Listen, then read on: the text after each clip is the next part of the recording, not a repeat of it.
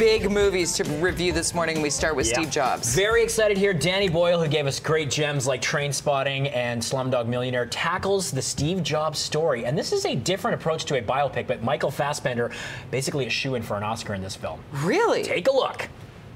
You were saying things about the Apple II and the way you were treating the team. Was. You get a free pass for life. I gotta get back on stage. We got like 2 minutes of rehearsal time left. Do you understand how condescending that just was? I'm standing by you because that perfect cube that does nothing is about to be the single biggest failure. Tell me something else I don't know.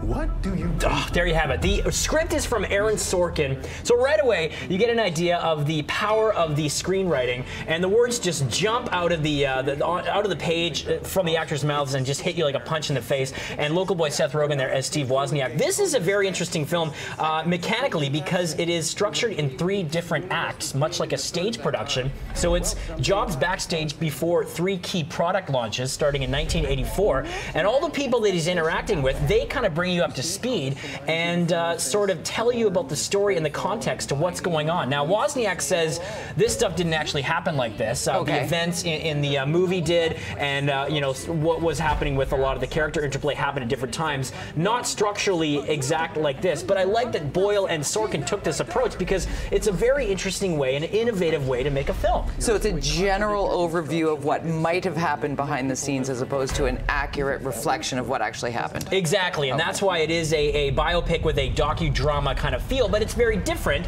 And I like that it eschewed the typical format. You don't have that chronological, here's him in college, here's how he started. And Fassbender, this guy's one of the best talents in Hollywood right now. He will guarantee get an Oscar nom for this film, as well as you got strong support from Kate Winslet, Seth Rogen, Jeff Daniels, and with that writing and the Danny Boyle style, which was toned down a little bit in this movie, I really appreciate it. It asks a lot of patience because it's very talky. It's people, you know, explaining about technology and computers and things like that, but if you're willing to put the time into it, ultimately rewarding, and it does not paint a nice picture of who Steve Jobs was.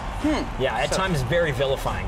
And then the question goes to, how many hammers does Steve Jobs get? One of the strongest of the year. I got to go 4 out of 5 on this one. 4 out of 5. Really enjoyed it. Yeah. Well, how do you follow that up with one of my favorite all-time actors in Tom Hanks? Please tell me Bridge of Spies is good. Well, I mean, when you've got Steven Spielberg and Tom Hanks these days, the results are going to be great. And no surprise here, Bridge of Spies takes place in the height of the Cold War, based on true events about a man, an insurance lawyer, played by Hanks, who had to broker a prisoner exchange between a Russian spy that they picked up in the States and a U.S. pilot who was shot down in his U-2 spy plane in the Soviet Union. So basically, Hanks has to go and broker this deal. I mean, look at this. You've got all the production design of the Steven Spielberg craft these days, the acting capabilities of Tom Hanks. The movie rests on his shoulders confidently. Plus Mark Rylance, who plays the Soviet spy. He's tremendous in this movie. And it's just that old school Cold War kind of thriller. Not a lot of action, but a wonderful movie for adults, meticulously paced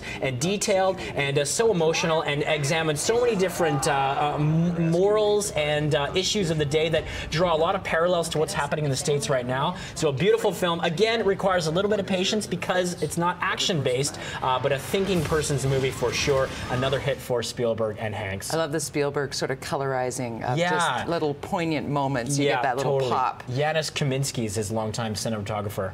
4 out of 5. Another 4 out of 5. Back to back, 4 out of 5 this week. Okay, if I have to pick between the two, which one am I going to first? I'd go to Jobs. Yeah, it's a tremendous film. Good to know. Thanks, Thor. Both great, though. Rocking it out.